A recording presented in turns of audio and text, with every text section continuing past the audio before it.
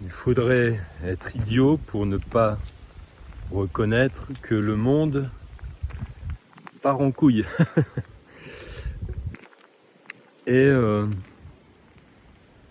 dans cette observation, de observer qu'il part de plus en plus dans cette dérision, que de plus en plus le monde ressent, de plus en plus le monde subissant génère des colères, et de plus en plus les événements génèrent en chacun de nous des prises de conscience, des postures différentes.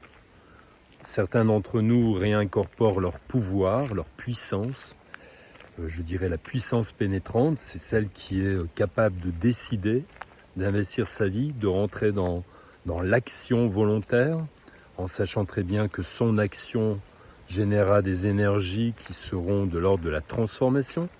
Donc c'est une posture d'assumer sa singularité et de l'amener à exister dans ce monde. Donc quand je dis que ce monde part en couille, je dirais également que c'est un signe perdu d'avance pour cette énergie qui me semble très négative, qui est un signe que c'est perdu d'avance pour elle puisque les jeux sont faits.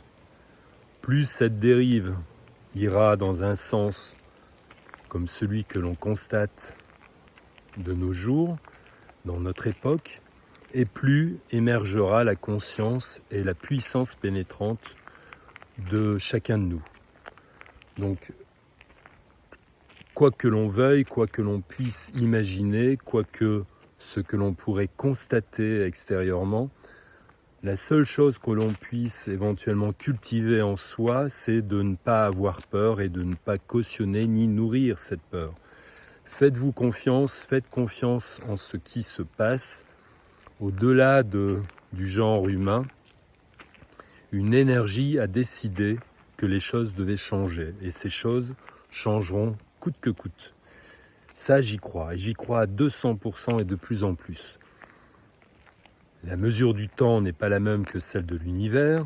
Ça peut encore prendre quelques années, mais voilà, je m'en assure et je me conforte dans la certitude que le monde bouge et changera obligatoirement.